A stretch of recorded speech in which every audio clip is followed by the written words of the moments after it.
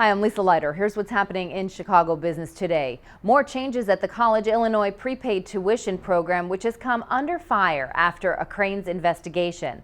The plan's chief investment officer has left that post for a newly created job with the Illinois Student Assistance Commission. Frank Bello is now the director and chief credit officer for the Illinois Designated Account Purchase Program.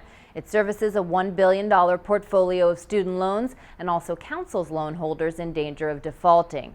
Bello was ISAC Executive Director Andrew Davis's right-hand man in overhauling the investment fund for College Illinois to include risky alternative assets like hedge funds and private equity.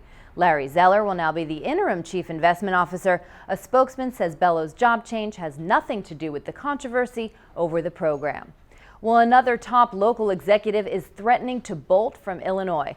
CME Group Executive Chairman Terry Duffy told investors late yesterday that he is looking at alternatives to staying headquartered in Chicago after the state corporate tax increase earlier this year.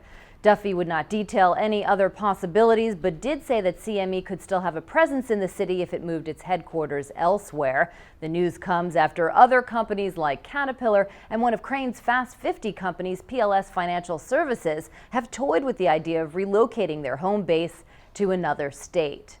And finally, with the National Football League lockout in its 88th day and no end in sight, Chicago's beer makers and bar owners are getting serious about contingency plans. Miller Coors executives are looking at alternative advertising strategies, and at least one bar owner plans to extend the beanbag tournaments that are typically cut off at the end of summer. Here's part of my conversation with Jim Andrews, Senior Vice President with Chicago-based sponsorship consulting and research firm IEG, about what the impact of no NFL season would be.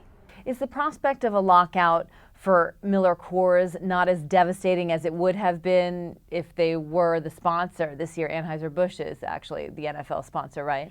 That does help their situation. So they're not paying for that platform that they then can't use, but they still have a very big investment. They sponsor most of the NFL teams. They would still be spending those tens of millions of dollars to buy ads during NFL broadcasts. So their exposure is somewhat limited, not being a national sponsor, but they still have a lot invested in the NFL.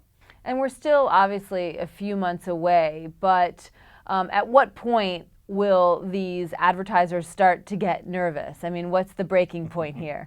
Well, I think you already are in a situation for a lot of these companies where they have spent the last few months planning contingencies and literally producing new materials, new advertising. So they are already, they've already invested money in the situation of what happens if we don't have a season. So even if we resolve this today and the season was back on, those companies are still out some of those, the time, the resources, and the dollars they've already invested. The labor dispute between the league and the players began in March over game revenues, the number of games, salaries, and health care, among other things. On Friday, a court urged both sides to work it out. Talks resumed this week, but there has been no resolution as of yet. Well, that's this edition of Chicago Business Today. Be sure to stick with chicagobusiness.com for all of your local business headlines. Thanks for watching. We'll see you tomorrow.